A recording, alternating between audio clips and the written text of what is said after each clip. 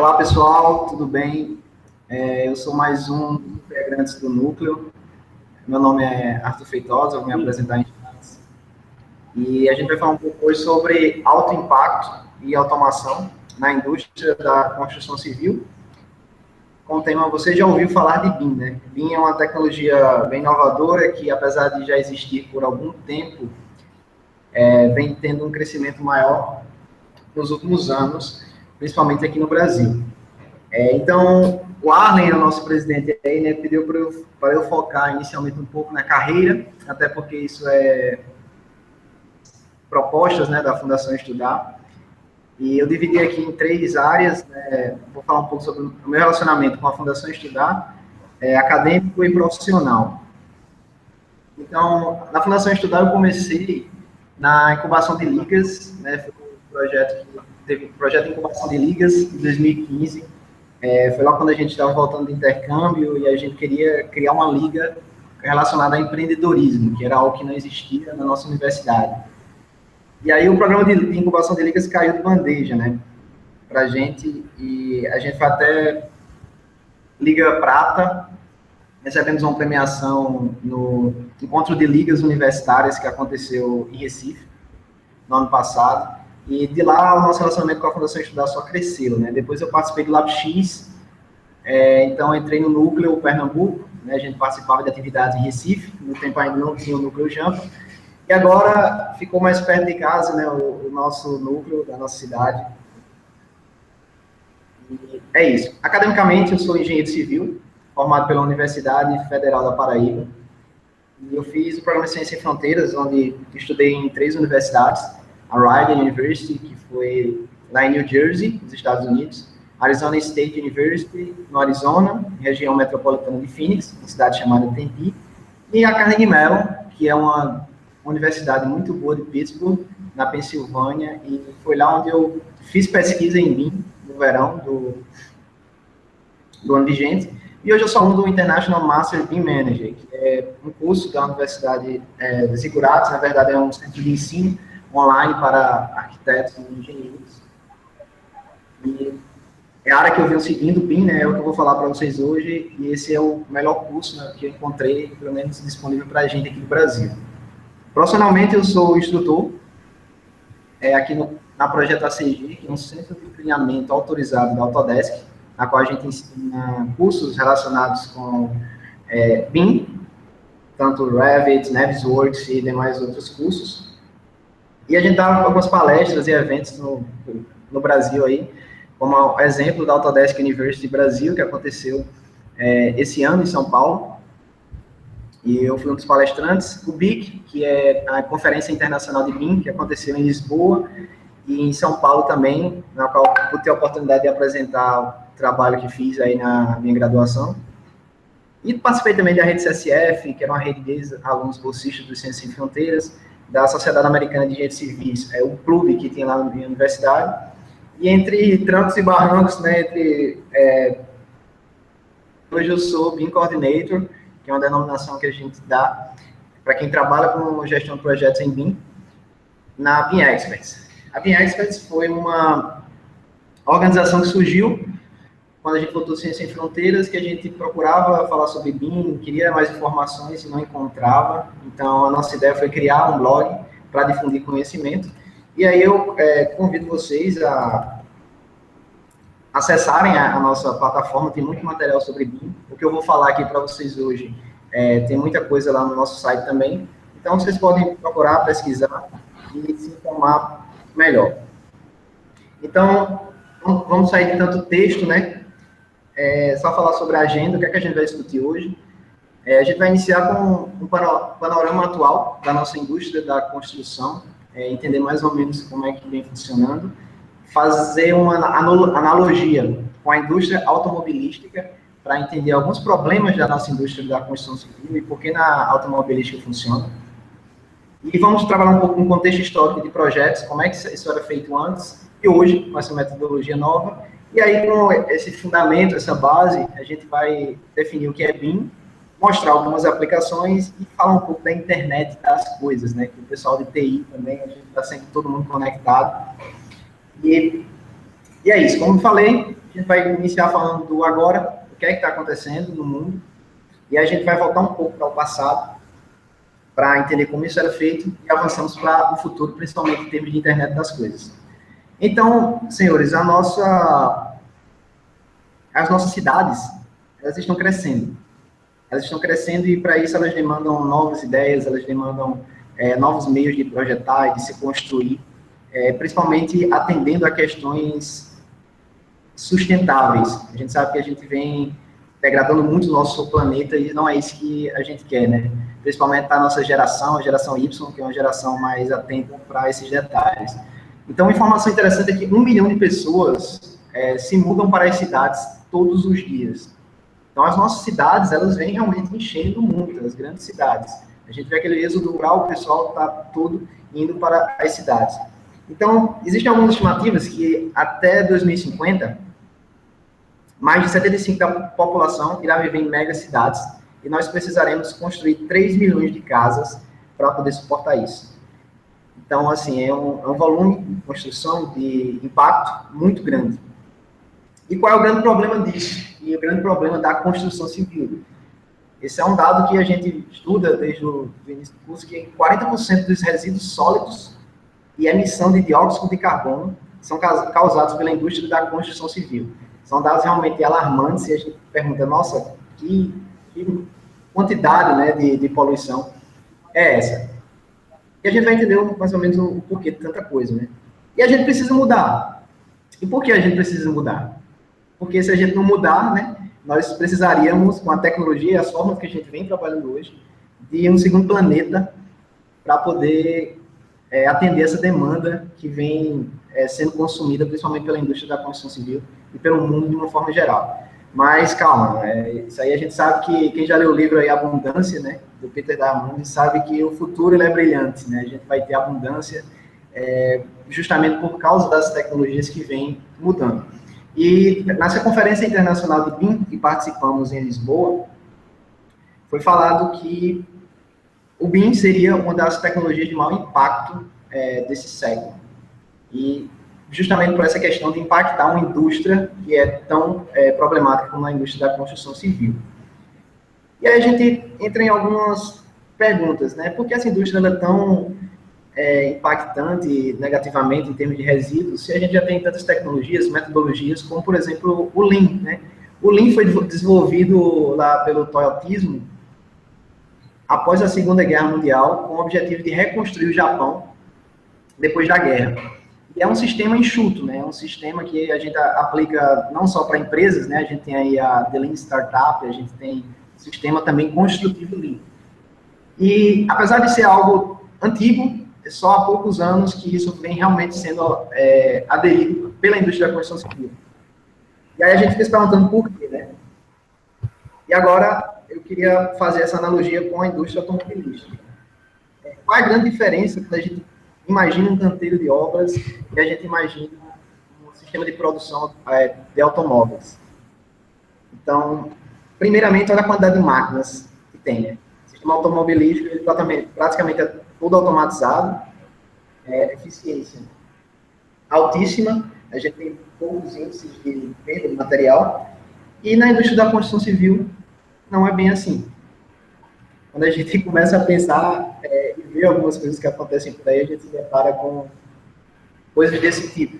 A primeira imagem, não preciso nem comentar a quantidade de erros que existem aí, a ergonomia, a falta de segurança, a falta de planejamento. E esse cara aqui, o nosso amigo seu Jorge, ele preferiu proteger o cabelo dele do que a própria cabeça, né? E embaixo a gente vê um erro clássico de projeto. Imagina que você contrata um arquiteto, ele faz uma casa linda para você, só que ele coloca uma garagem na frente de uma árvore. Então, assim, é um erro super básico de projeto, um erro super básico de planejamento. E por que eles acontecem tanto? É isso que a gente vai discutir no próximo slide. E aí, a gente viu aquela imagem da indústria automobilística, e agora vamos ver uma construção, né? Então, olha o que a gente chama de indústria. Isso aí a gente poderia falar que é um artesanato, né? A gente não tem bem uma indústria ainda, claro, que existem casos em que a gente vem se industrializando bem, mas no geral, principalmente no Brasil, a construção ela é dessa forma. Muita gente trabalhando, falta de organização, e uma bagunça. E aí vamos entender o porquê disso. Quem me deu essa ideia foi um inglês, justamente nesse evento que aconteceu em Lisboa. Ele fez essa mesma analogia com a indústria automobilística, que eu achei fantástica e eu acho que é interessante compartilhar com vocês. Primeiramente, a indústria automobilística, ela possui centros de produção. Ou seja, aquela primeira imagem que vimos, né, uma automação imensa. Já a indústria da construção civil, ela em geral é nômade. O que é isso? A gente não constrói um prédio dentro de um centro de produção e manda por um caminhão para ser colocado no local de destino final, né? Isso não acontece.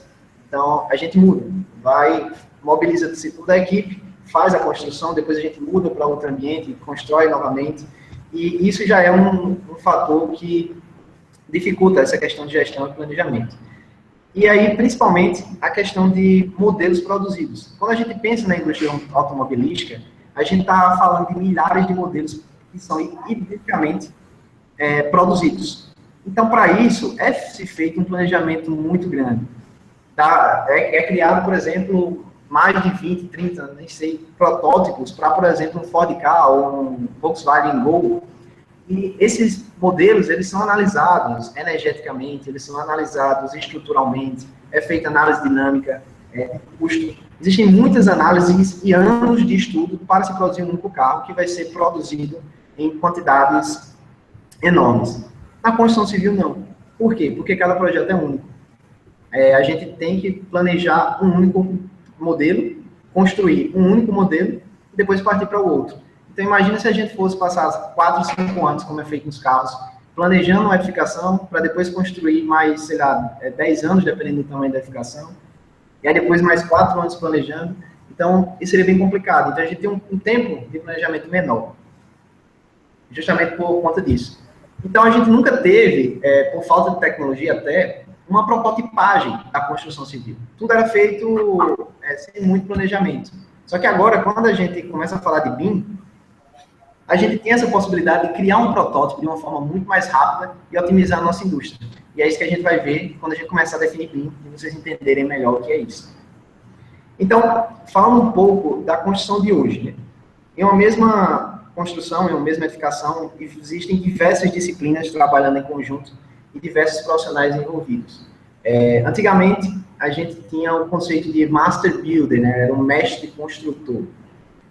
Uma única pessoa, lá no tempo de Vitruvius, eles sabiam tudo. Os caras eram médicos, eles eram artistas, eram engenheiros, arquitetos, e uma pessoa só era responsável por fazer tudo de uma construção. Mas hoje a gente tem um ambiente muito mais complexo.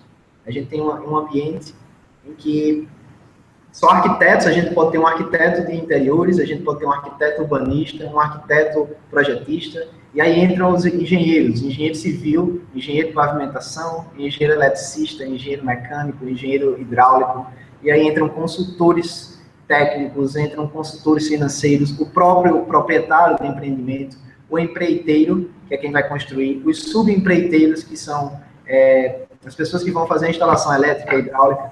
Então, a gente tem muita gente envolvida em uma só construção. E aí, como é que é feita a comunicação entre essas pessoas?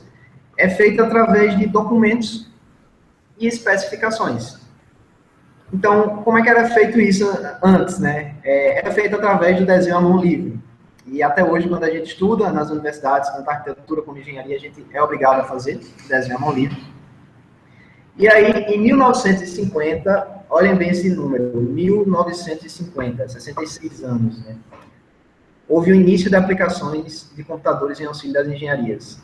É o famoso CAD, né? O mais popular é o AutoCAD, da Autodesk, que foi um software que é utilizado até hoje no mercado, mas o meu objetivo com essa apresentação hoje é que quem usa CAD deixe de usar. Vocês vão entender mais para frente. E aí, 66 anos de início de CAD, a gente ainda utiliza.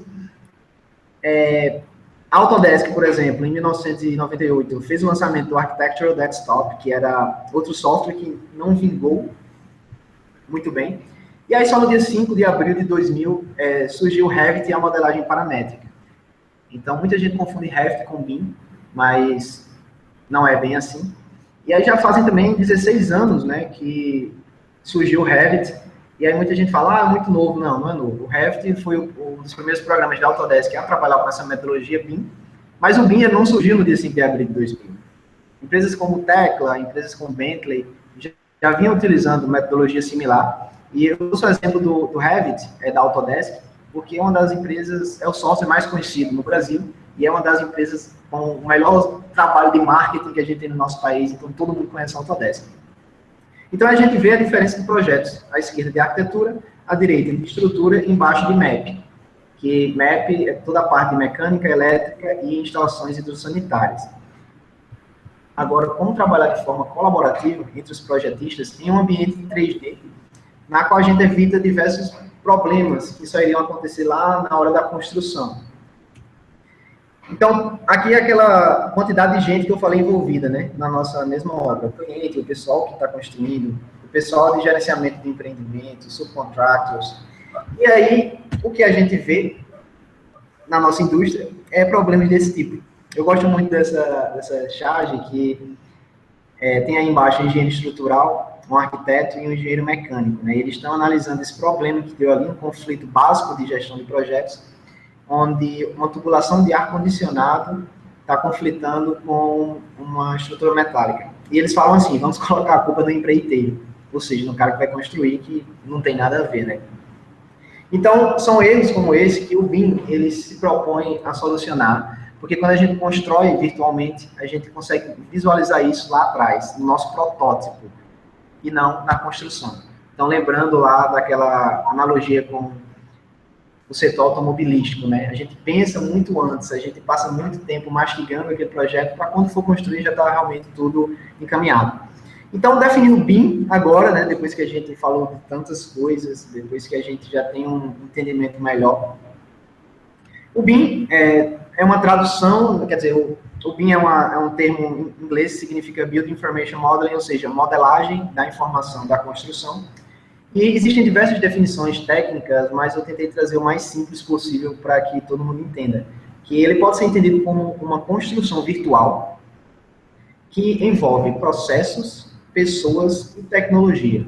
Então, para quem já tem algum conhecimento e acha, por exemplo, BIM é Revit. Não. O Revit, ele é um dos 300 softwares que a gente tem hoje no mercado que trabalham com a metodologia BIM. Esses softwares, eles são tecnologia, né? Mas a gente ainda tem pessoas e processos envolvidos. Então, o BIM é uma metodologia de trabalho bem maior do que apenas um software. E o mais interessante dele, uma das premissas, é porque ele é colaborativo. Então, o arquiteto que trabalhava dentro do seu quadrado, o engenheiro estrutural que trabalhava dentro do seu quadrado, eles não têm como trabalhar em BIM se eles não colaborarem. Então, eles precisam estar dentro do mesmo círculo. E a gente vai ver alguns exemplos disso. Aqui é uma figura que sempre que alguém fala de BIM, é um must-do, né? Tem que ter essa imagem. Na qual a gente vê que, lá na esquerda, na programming, né? O BIM, ele começa desde a programação inicial, com as definições de o que é que vai ser empreendimento. Ele passa por design conceitual, na qual a gente vai analisar formas, o arquiteto ele vai criar diversos modelos e analisar qual é o melhor, similar com o que a gente faz com o design de um automóvel, né? A gente faz aqueles desenhos iniciais e aí depois vai modelando e melhorando aquele projeto. E aí passa pelo design detalhado, na qual a gente vai ter mais informação, e aí entra na fase de análise. E aí, como eu falei, análise estrutural, análise luminotécnica, que a gente vai analisar como é que a luz vai incidir nos nossos ambientes, análise energética e diversos outros tipos de análise. E aí a gente vai para a documentação. E muita gente que usa Revit ou acha que usa BIM, acaba aqui. Porque eles usam, por exemplo, o Revit, esse software muito poderoso, apenas para gerar cortes, fachadas e detalhes automáticos. Só que aí a gente ainda tem todo um ciclo de vida pela frente, como a fabricação digital, que pode ser trabalhado com perfis metálicos, por exemplo, de estrutura. A gente tem construção 4D e 5D, e aí vocês podem estar se perguntando o que é o 4D e o que é o 5D.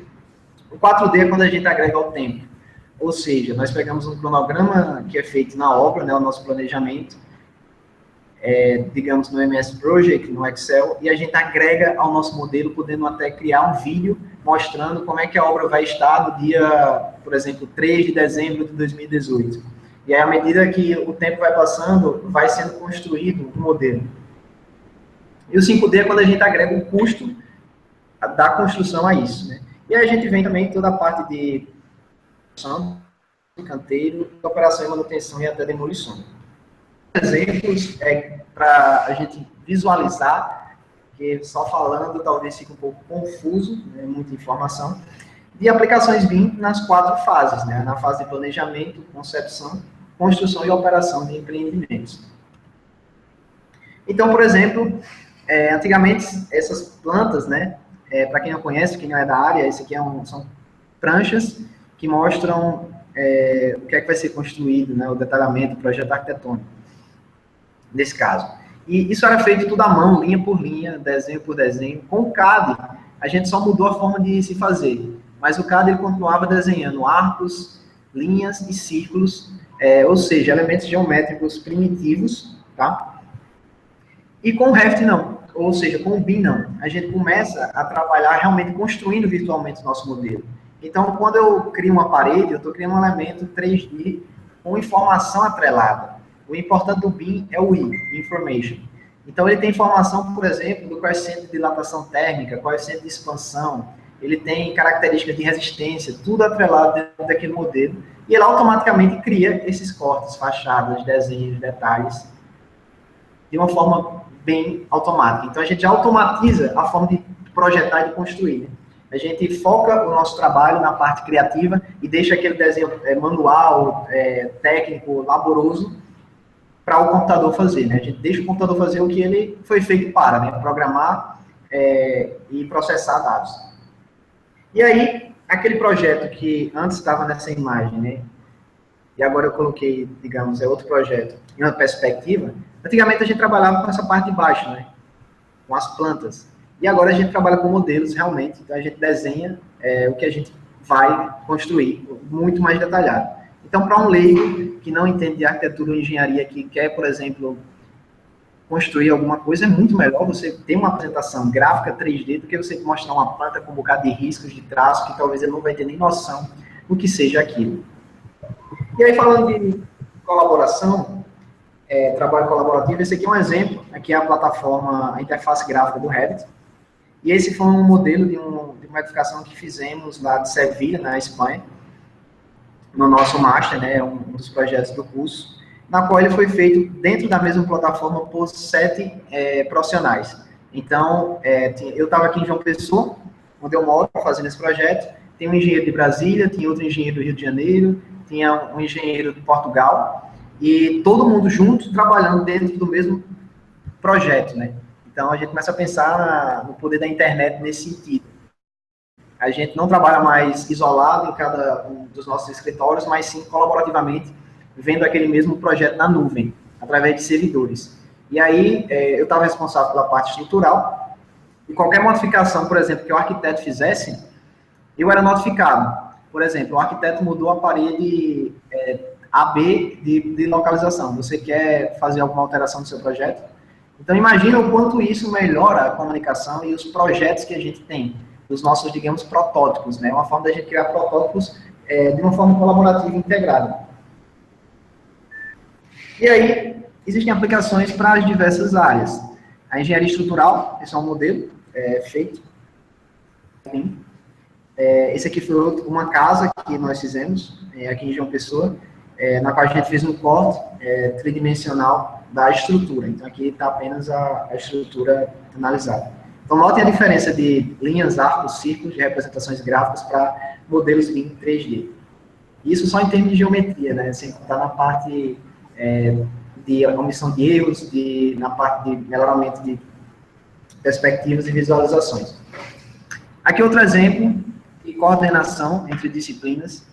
Então, eu posso juntar o gestor do projeto, juntamente com o BIM Manager, ele pode juntar todos os modelos, ou seja, os protótipos, e prever erros que a gente geralmente só via na obra. Por exemplo, aquele erro lá que a gente viu na tirinha, da tubulação de ar-condicionado com a viga.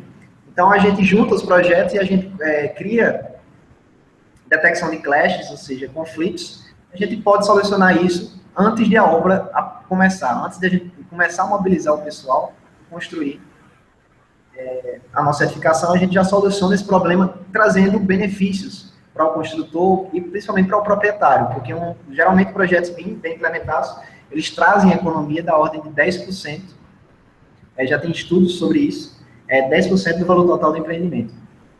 Eu vou falar sobre isso no último slide. E agora eu queria parar um pouco, né? Eu acho que eu já falei demais, e eu queria mostrar a vocês, para quem estiver online, fazer um teste, tá? Que é justamente... Deixa eu abrir aqui o Hangout.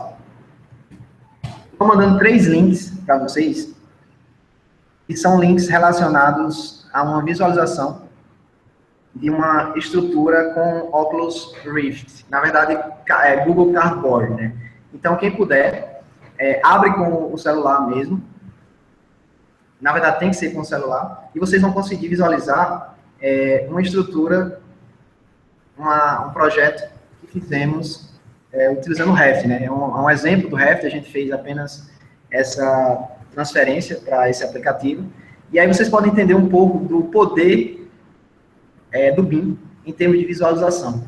Então, quem tiver um óculos de realidade virtual, pode conectar isso ao computador e você pode visualizar a sua casa, que você pediu um arquiteto, por exemplo, para projetar, você dentro do seu próprio quarto, dentro da cozinha, e aí solicitar alterações, que geralmente são feitas depois do projeto, né?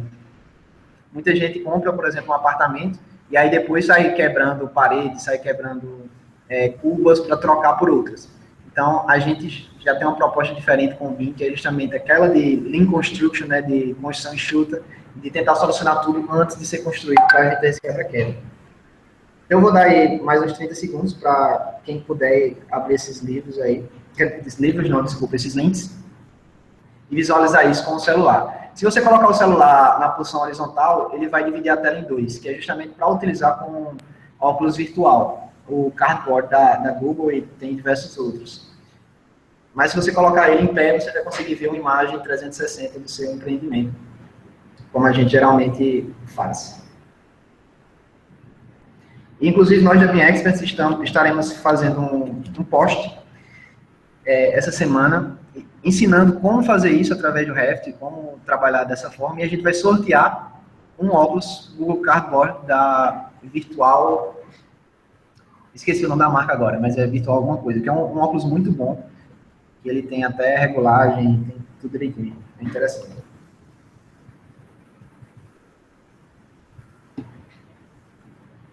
Então, para quem já visualizou, é mais uma questão interativa mesmo, né, para vocês verem, né? Com a internet a gente consegue fazer isso, tem interação estando longe. Então, dando continuidade, aqui são outros usos do BIM que a gente pode ter. Por exemplo, eu tenho um loteamento que eu vou construir, eu posso fazer uma análise de vento desse loteamento. Lembra lá o sistema automobilístico, né? A gente tem túneis de vento que passam nos carros para otimizar o desempenho, performance. A gente pode fazer isso também agora com a prototipagem da construção civil de empreendimentos, através de softwares que utilizam diversos métodos de análise dinâmica, métodos de elementos finitos, para fazer diversos tipos de análise. Então, isso nos dá mais eficiência energética, porque um arquiteto que tem domínio e conhecimento disso, ele pode criar edificações mais sustentáveis, que não precisem de tanta ventilação, ar-condicionado, de acordo com a orientação geográfica dela, posicionamento. Então, isso nos dá várias vantagens para poder otimizar e impactar positivamente a indústria da construção civil. E, além disso, a gente tem a questão de manutenção, né? Imagina a complexidade desse modelo. Na esquerda é um modelo BIM, que foi feito no computador, e na direita é um modelo real, como foi construído. Então, imagina, através de representações 2D, por exemplo, em CAD, a gente representar tudo isso que está aí sem dar nenhum conflito. Eu acho que seria, basicamente, talvez impossível, nada é impossível, mas seria muito difícil. E esse é um modelo simples, né? A gente tem modelos bem mais complexos que isso em sistemas industriais. Então, a gente pode ter toda essa informação modelada dentro do nosso software. E aí, a parte interessante é que a gente tem programas específicos para gerar essas interferências e relatórios dessas interferências para a gente. Então, quando a gente junta o projeto arquitetônico, o projeto estrutural, o projeto incêndio, o projeto mecânico, dentro de um modelo só, que é o que a gente chama de modelo federado, a gente pode usar outros softwares para poder fazer a detecção de conflitos e a gente vai solucionando um a um. Por exemplo, essa tubulação está passando por dentro daquele bloco. E aí a gente soluciona isso lá no nosso modelo e quando for para a obra já vai tudo certo, já vai tudo encaixado, sem precisar, sem ter a necessidade de quebrar tudo novamente. E aqui é só outro exemplo de um clash, de uma tubulação passando por dentro de uma estrutura metálica, né, naquela conexão metálica, e um dos softwares, aí só um corte da tela, ele gera todos os clashes, fala a distância, fala a localização que está acontecendo aqui no clash, ou seja, a interferência. E tudo isso pode ser atualizado e corrigido. E aí, uma das coisas mais importantes do BIM é o I, que eu falei lá no início, que é o I de Information, ou seja, a informação de tudo que está sendo modelado, ela pode ser traduzida em termos de quantitativo, por exemplo. Então, à medida que eu faço a modelagem da minha estrutura, eu não tenho que perder mais muito tempo fazendo a contabilização dela. O software, ele já faz isso para mim. Então, eu não estou mais desenhando linhas, arcos, círculos, lembrando, eu estou agora construindo virtualmente. Então, quando eu coloco uma parede sobre um terreno, o programa ele vai automaticamente saber qual é a área daquela parede, vai saber o volume daquela parede, o peso daquela parede, baseado nos materiais, nas definições que eu coloco como inputs do programa, né? E aí, as possibilidades são imensas de geração de tabelas, de análise financeira. Por exemplo, eu posso fazer 3 modelos utilizando um programa BIM, a exemplo do Revit, e aí ter mais ou menos uma noção de quanto é que aquela obra vai custar para mim. Daí eu posso analisar. Essa aqui foi a mais barata, então eu vou nessa. No sistema tradicional, como é que faz? Depois que tem todos os projetos prontos, a gente vai para a geração de orçamento, que leva muito tempo, principalmente na extração de quantitativos. 80% basicamente de um orçamento é a extração de quantitativos, é você saber quanto é que tem em cada material. Com uma metodologia BIM, esses 80% eles praticamente são automatizados também, porque o programa ele faz todo esse cálculo para a gente. E aí outros exemplos, né? Um exemplo de análise luminotécnica, à esquerda. Ao meio tem uma análise energética, que a gente pode estimar quanto vai ser gasto de consumo energético no nosso empreendimento, com aquecimento, com ventilação, de acordo com a localização, geometria, posicionamento do nosso empreendimento. E à direita a gente tem uma análise estrutural, que tem mapa de cargas, vai mostrando mais ou menos como é que a estrutura vai se comportar tridimensionalmente com as cargas aplicadas. Então, o BIM, ele tem aplicações para todas as áreas, desde arquitetura, estrutura, instalações, até gerenciamento de empreendimentos. Então, olha que interessante. Cidades que hoje são chamadas de Smart Cities, ou seja, cidades inteligentes, elas vêm mudando de um contexto GIS 2D, que é aqueles mapas que costumavam ter, para modelos BIM 3D. Então, já existe mapeamento de cidades em BIM. Então, imagina, por exemplo, para a prefeitura da cidade fazer análise de viabilidade de uma implantação de um novo empreendimento numa cidade, análise de ventilação, de corredores. Então, para a gente ter um modelo tridimensional com informação embutida, isso fica muito mais fácil, fica muito mais simples e automático para fazer essas análises. Então, esse aqui é apenas um exemplo, né? Fica parecendo SimCity, né? Quem já jogou SimCity, fica uma coisa bem, realmente interessante. E aí, diversas outras tecnologias, elas começam a agregar ao BIM para trazer valor. Esse aqui é um exemplo do Laser Scan 3D. Não sei quem tem conhecimento de escaneamento 3D, mas é um aparelho parecido com uma estação total, que é utilizado em topografia, que você apenas dá um comando e ele escaneia 360 graus todos os pontos com a precisão de milímetros. Então, por exemplo, lá nos Estados Unidos, o professor levou um laser scan para a sala, e aí ele fez um escaneamento, depois jogou no software, e ele conseguiu medir a distância de uma pupila a outra do olho de um aluno que estava sentado na última cadeira.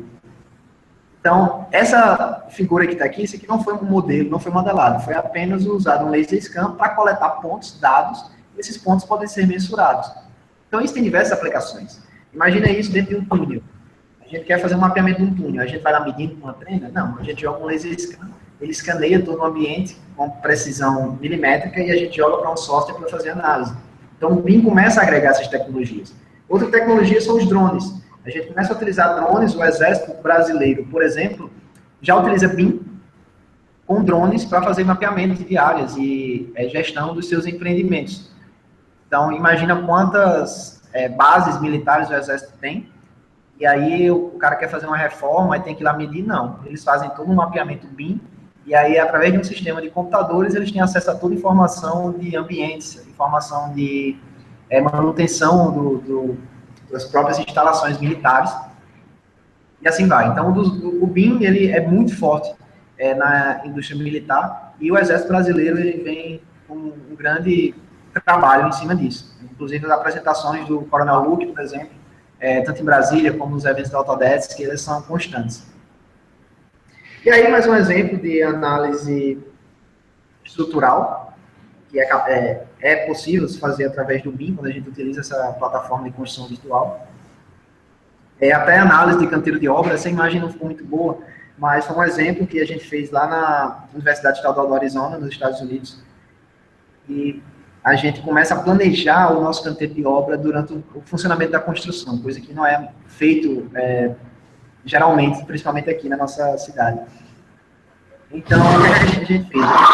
A gente analisava o trânsito, por exemplo, dos arredores desse empreendimento, para poder definir qual era a melhor localização para se implantar um portão para entrada e saída de caminhões. E tudo isso feito em um ambiente 3D através de metodologia BIM. E aí, quando a gente agrega a internet das coisas, imagina a gente agregar o banco de dados do Uber para a gente saber quais são os melhores horários para que a gente jogue aqui o caminhão venha descarregar. Então, com a internet das coisas, isso aí começa a expandir de forma exponencial. E aqui outro exemplo é o Arquibus, que é um software de Facility Management, FM, como costuma ser chamado, que é gestão de empreendimentos. Então, imagine, vamos dar um exemplo, a Caixa Econômica Federal. Quantas sedes a Caixa Econômica Federal não tem no Brasil? São muitas.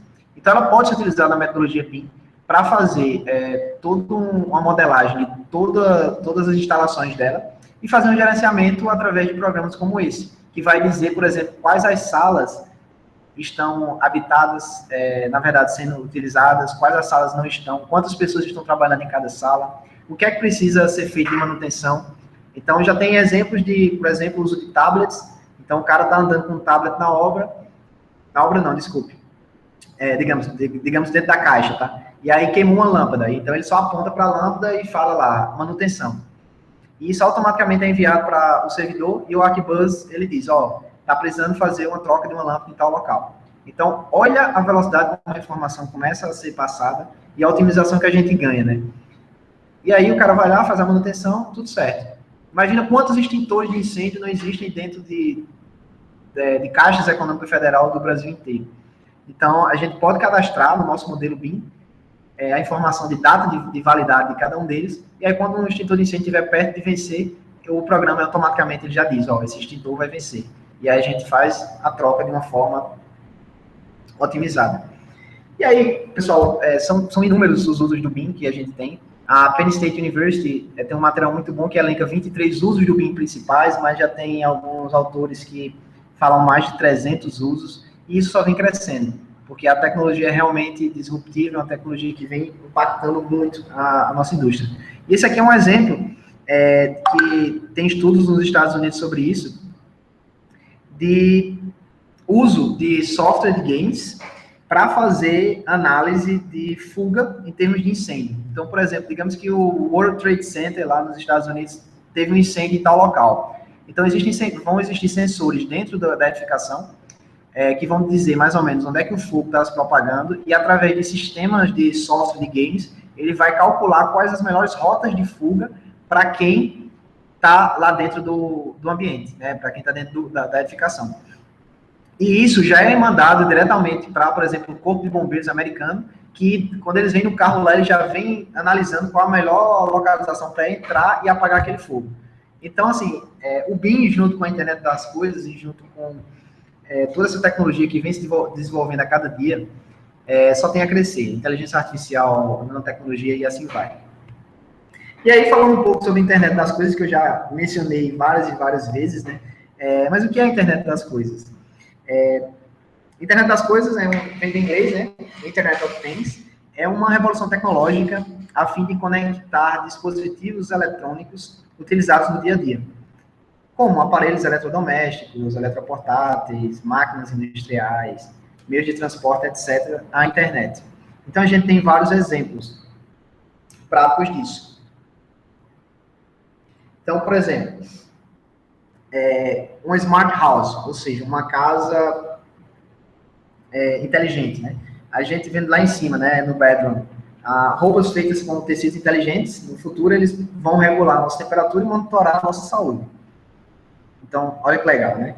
E aí, por exemplo, os nossos ambientes comuns, aquele que o cara tá jogando ali, eles vão ter interação com um sistema de entretenimento capaz de reproduzir uma realidade virtual em segundos. Então, um exemplo simples é o Google Cardboard, que eu acabei de mandar o link para vocês tentarem acessar no celular de vocês. E aí, se vocês tivessem o óculos, daria para fazer essa visualização. Então, imagina que a gente vai ter daqui a 5, 10 anos, né? Já tem tecnologia disponível no mercado, a gente só não tem a facilidade de aquisição dela, né? Mas, por exemplo, em escritórios, a gente vai ter uso de experiências holográficas, capazes de impactar muito a nossa comunicação.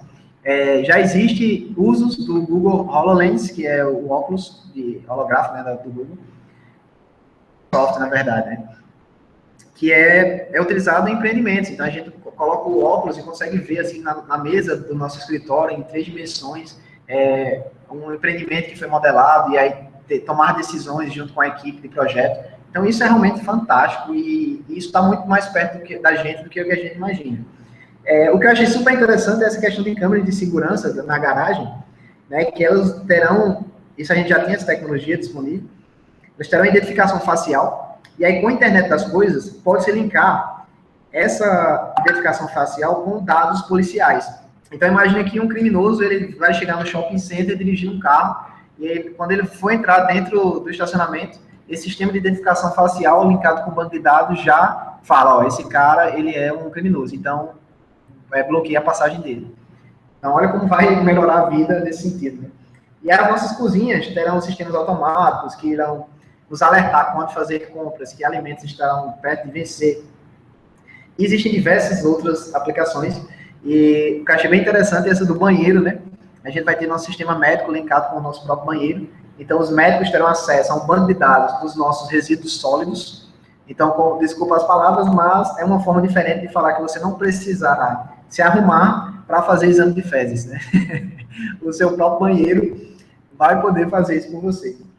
Então, são algumas das aplicações da internet das coisas. E a gente vê muitos outros exemplos disruptivos, como, por exemplo, o Barça. Olha só. O Barça é a enciclopédia, né, que as nossas vozes, as mães utilizavam. Respeitem as mães e as vozes de vocês, né? Muitos se formaram sem o Google. E é muito fácil para a gente hoje. E isso é só um exemplo de disrupção das tecnologias. O Google, hoje, ele é, sem sombra de dúvida, uma das maiores empresas do mundo. E vem só crescendo, né? E aqui, essa questão do Uber e do táxi. Eu gosto muito dessa tirinha. Ele fala aí, venha para o lado negro, e o outro fala, pai, olha a cor do meu carro, olha a cor do seu.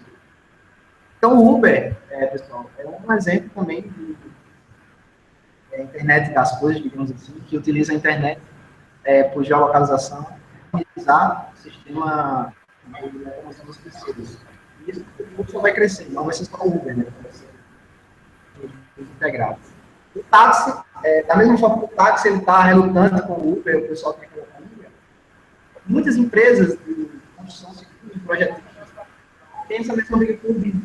Né? O BIM, ele, quando começa a falar do BIM, muita gente que acha, não, isso não dá certo, isso não existe, ou não vale a pena, só dá complicação.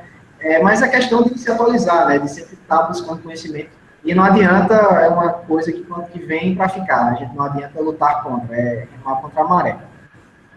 E aí outro exemplo que eu dei foi dessa super tecnológica forma de se tirar fotografias. Talvez, com certeza, pode perguntar à sua avó, ela já tirou fotografia dessa forma. E aí imagina que você falaria para ela no final, ó, o Pipoco daqui a alguns anos vai ser o pau de selfie. Olha só. Quem imaginaria, né, que ia existir o pau de selfie, o Snap, né, todos os nudes que vão rolando por aí. Então, é isso, pessoal. A tecnologia vem avançando bastante. E antes de passar o vídeo, que eu quero passar, de novo, né, que eu já assisti o vídeo, eu tinha caído, mas eu não sabia. Eu queria lembrar algumas coisas que a gente falou. A gente falou do panorama atual da nossa indústria. A gente falou da analogia da nossa indústria com a indústria automobilística, para entender um pouco o que a gente está atrás. Discutimos o contexto histórico de projetos, como era feito à mão, depois passou a ser feito através de ferramentas de auxílio ao design, né, de computacionais, e aí agora a gente tem com o BIM. E aí a gente definiu o que é BIM, algumas aplicações do BIM, eu tentei ser o mais simplificado possível, porque existe muita coisa, até mais técnico, então foi mais para a gente ter um conhecimento geral mesmo do que pode ser feito. E a gente falou um pouco sobre a internet das coisas, essa grande revolução tecnológica que vem acontecendo com a gente dessa internet das coisas. E aí, eu queria fazer aqui deixar aqui uma crítica para vocês pensarem, para vocês meditarem sobre isso.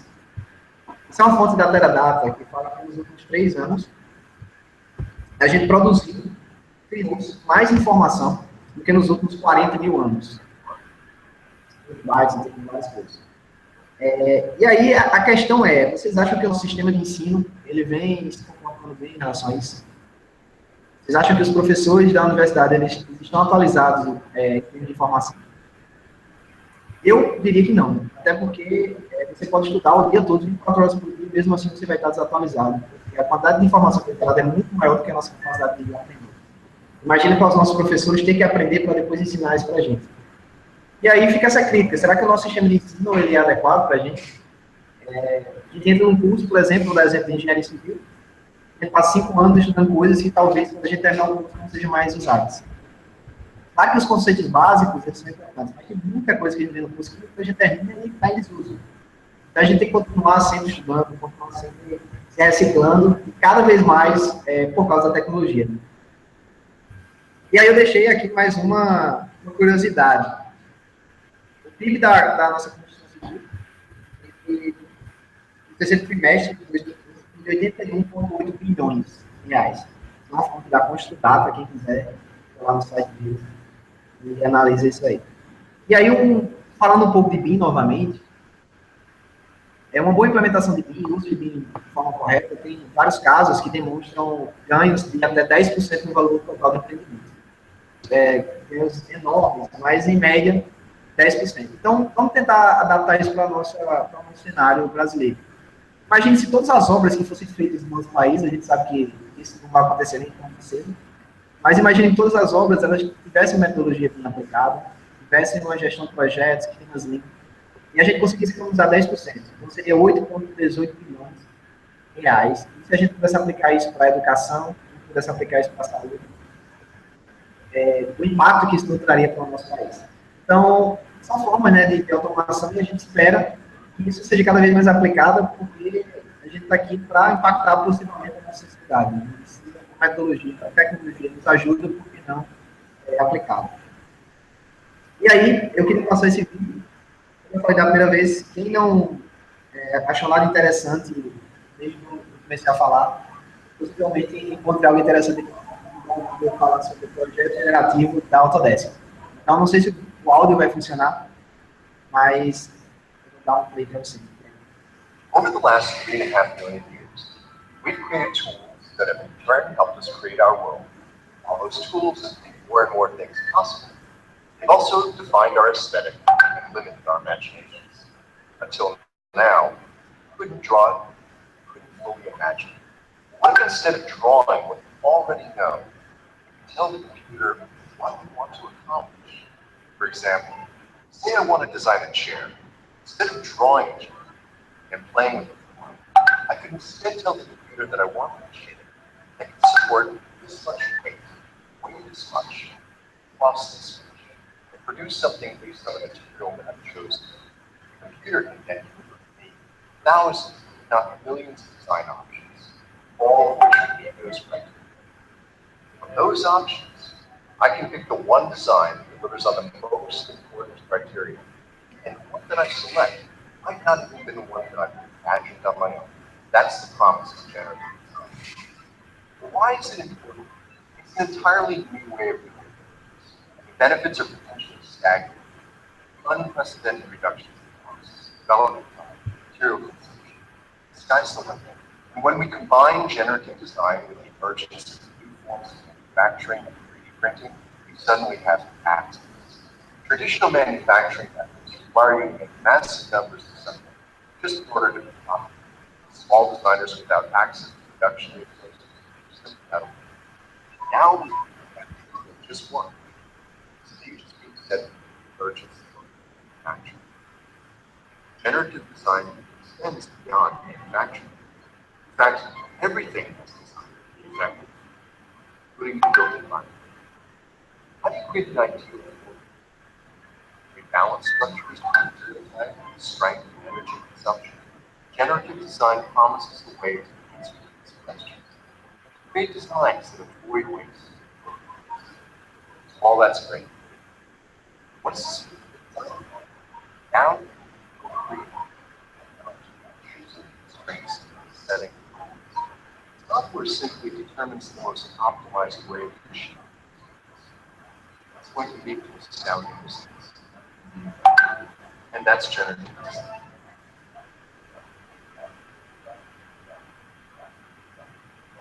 Uhul! Então, galera, depois de falar tanto sobre BIM, internet das coisas, a gente abre a cabeça para projeto generativo, para impressão 3D. Já existem casas feitas por impressão 3D. Testes que estão sendo feitos aí. Existe uma startup da Aniele Katz, chamada Urban 3D, né? Urban 3D. E tem justamente esse objetivo de fazer estruturas, né, infraestruturas impressas através de impressão 3D. Então, vocês imaginam tudo isso sendo realmente aplicado na nossa indústria? Eu acho que vocês, nós todos, somos responsáveis por trazer isso para o nosso país, porque não é o cara que está sentado lá no DENIT há 30 anos, nem o cara que está no CREA há 20 que vai trazer isso para o nosso país. Eu acho que tem que ser jovens. São coisas realmente disruptivas, que mudam totalmente a mentalidade. Imagina você chegar para um cara que constrói há 30 anos da mesma forma e você falar esses conceitos para ele. Vai dizer que você está louco e que isso não vai dar certo. A gente sabe isso pela história, né? Geralmente é assim quando a gente vem mudando tecnologias. Quando foi criada a eletricidade lá, imagina a raiva que os produtores de vela não estavam, né? Lamparinas. Então é isso. São novidades da construção civil. E eu gostaria de dizer que elas não estão tão distantes. Tá? Algumas podem parecer distantes, mas outras estão muito mais perto do que a gente imagina. Muitas das já estão sendo aplicadas, a maioria, na verdade. Mas a gente sabe que começa lá em cima. Né? Estados Unidos, Europa, você começa para cá, a gente está indo a isso. E eu, antes de finalizar, eu só queria falar do Comum, que é um congresso online de BIM que vai acontecer em dezembro desse ano. Algumas empresas e a Binhex está ajudando justamente nessa organização. Vão ter mais de 80 palestrantes nacionais e internacionais falando sobre as diversas áreas de BIM. É um congresso gratuito, online, naquela forma. Vai ter uma semana de vídeo, você escolhe o que assistir e assiste aqueles horários. É uma ótima oportunidade para aprender mais sobre tudo isso. E para quem tiver qualquer outra dúvida, está aí o site da Binexpert, que eu passei para vocês, binexpert.com.br. Vocês podem mandar e-mail, mandar mensagem, que se eu não responder, a equipe vai estar sempre em contato. E tem muito material e informação lá, eu peço que vocês, quem não conhecem ainda, estude, porque é uma área que tem grande impacto. Uma área que vai estar crescendo bastante no Brasil, já tem algumas organizações aplicando isso. Como eu tinha falado, no Exército Brasileiro, né, já tem uso de drones, atrelado com o BIM. Então, é isso, pessoal, eu agradeço o convite do Duca, do Arlen, de toda a equipe, e vejo aí também essas reflexões e interpretações que vocês fazem. Qualquer dúvida, pode contar comigo, também sou núcleo, tá? Valeu. E aí, Arlen, é contigo, não sei se... Oi, então, Arthur, Tá me ouvindo? Sim, tá tudo ok. Ó, eu tenho umas perguntas para te fazer aqui. Deixa eu buscar as perguntas.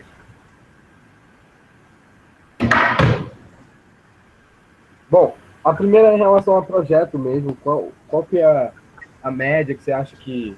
Como que está essa aceleração do uso do BIM? E você acha que as pessoas têm tido uma boa recepção?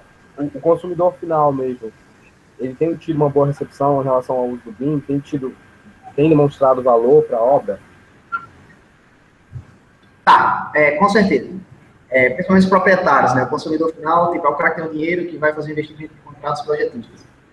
Esses caras, quando eles descobrem o potencial do BIM, quando eles assistem, por exemplo, a uma palestra, um hangout como esse, com certeza eles querem aplicar, porque vai melhorar o bolso dele, ele vai economizar, ele vai ter uma quantidade de informação muito maior, e muito melhor. Imagina, por exemplo, o link que eu mandei aí, que o cara pode colocar um óculos de realidade virtual e visualizar como é que vai estar a obra por dentro. Quem é que não quer isso, né? Então, assim, quem conhece, adota.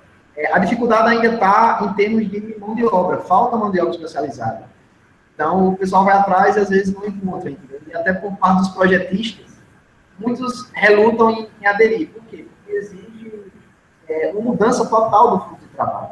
O arquiteto que antes ficava dentro da sala dele, fazia o projeto, mandava para o construtor e não fazia mais nada, agora ele fica meio desconfortável porque ele vai ter que entrar em colaboração com a equipe inteira. Muitos não gostam disso, assim como engenheiros. Eu vejo assim, uma adoção do BIM muito maior pela parte da arquitetura do que pela parte de engenharia. Os engenheiros são mais relutantes nisso. Mas vem crescendo demais, Marlene, principalmente no Brasil. O Brasil é um dos países hoje que tem maiores crescimentos. Tá? Não é o país que mais usa, claro, porque isso, com certeza, Estados Unidos lidera em primeiro lugar, e vem Inglaterra também. Mas, em termos de crescimento, o Brasil vem crescendo. E aí tem várias novas licitações que começam a surgir nesse meio do BIM. O governo de Santa Catarina, por exemplo, eles querem começar a exigir BIM a partir agora de 2017, lá no estado, então eles estão bem avançados nisso. O Exército Brasileiro já utiliza BIM para quase tudo, como eu falar do Coronel Luke, que vem palestrando aí em diversos locais, em Brasília, e até em conferências que a gente participa, e vem mostrando casos de sucesso de aplicação no Exército Brasileiro. Porque tem um apelo muito bom da parte militar, né? Para os militares.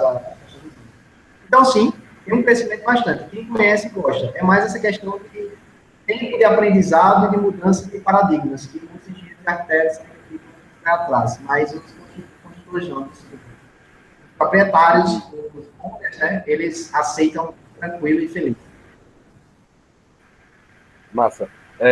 Estou querendo saber também, você comentou sobre algumas cidades que estão sendo mapeadas no Brasil. Já existem muitas cidades que estão sendo mapeadas, você sabe comentar alguma coisa sobre isso? Não, mapeadas no Brasil, o que eu tinha falado, eu não sei de cortou o vídeo, eu não sei se foi antes ou depois, eu tinha falado que o mapeamento que a gente tem que está acontecendo é do Exército Brasileiro, das sedes, né, das bases militares dele. Eles têm esse mapeamento para poder... Cidade ainda não tem nenhuma. Oi? Cidade a gente ainda não tem nenhuma. Cidade não tem nenhuma, eu desconheço. Agora, se você entrar, por exemplo, no Google Earth, ele já está tipo, tudo em 3D, de uma pessoa, já tem um desenvolvimento bem melhor dessa parte de visual gráfico. Mas em termos de BIM mesmo, de informação, eu não conheço nenhuma cidade que tenha dados sobre isso. Tem casos internacionais, que, por exemplo, o pessoal mapeia até as tubulações que estão embaixo das rodovias. E aí, quando eles precisam fazer alguma manutenção, quebra, eles vão com um tablet lá, eles colocam o tablet e o tablet mostra, tipo assim, como se fosse transparente a rua e consegue ver onde é que está a tubulação. E aí a pessoa vai lá só quebrando para não interferir naquilo, entendeu? Então, assim, são coisas fantásticas, mas, como eu digo, não adianta eu, Arthur, querer fazer isso. E aí eu chego, por exemplo, no DENIT e o pessoal não sabe nem usar um computador. Aqui eu estou dando um exemplo muito, mas, assim, exige um investimento muito grande em termos de estudo, né, e de capacitação, mas os órgãos públicos estão se posicionando a esse favor, estão começando a fazer isso. Eu tenho colegas do INSS que estão começando a estudar para fazer do INSS. Como eu disse, Santa Catarina, isso aí está super avançado. O BNDES abriu licitação, acho que foi alguns meses atrás, justamente exigindo. Então, é a tendência, cara. É o que vai ser exigido e não tem plano de correr, não. É assim. Massa, bacana. Você falou agora há pouco sobre futurismo. Eu queria saber sobre impressora 3D na indústria da construção civil. Como é que tem sido essa relação aí? Cara, isso aí eu vou deixar essa pergunta para a Aniele Guedes, que é a CEO, né, da Urban 3D, né, que é a empresa que eu falei. Ultimamente, eu nunca trabalhei com impressão 3D. Eu já trabalhei com impressão 3D, mas de objetos, mas não de casas, né, não de infraestrutura. Eu já vi algumas fontes, vídeos no YouTube mesmo, de algumas empresas fazendo algumas fontes com a impressora 3D e alguns exemplos de construção de pequenas, mas são pontos pequenas, tá? As que eu vi. Exemplos de casas. Eu não conheço nenhum, por exemplo, nenhum edifício que foi feito totalmente com impressora 3D, mas casas já tem alguns exemplos. Se você procurar na internet, vai aparecer alguma informação sobre isso. Mas eu, particularmente, nunca tive essa oportunidade. Espero ter, né? Porque é algo super legal. Legal. E aí, integrado com o BIM, então, o futuro, né?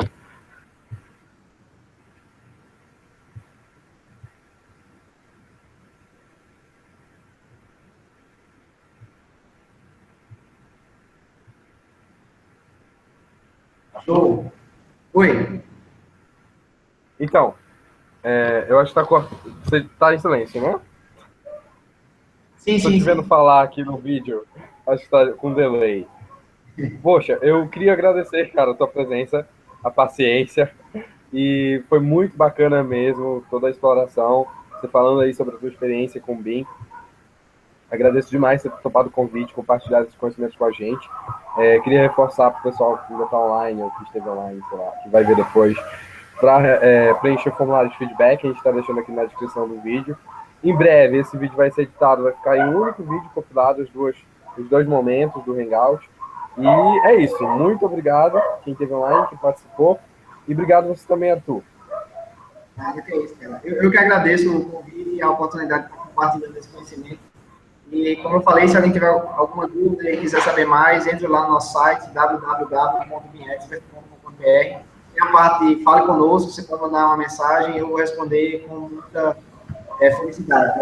Eu adoro quando alguém vem falar de mim comigo, porque, cara... Então é isso, muito obrigado, Alan, e tenha uma boa noite a todos. Boa noite, pessoal.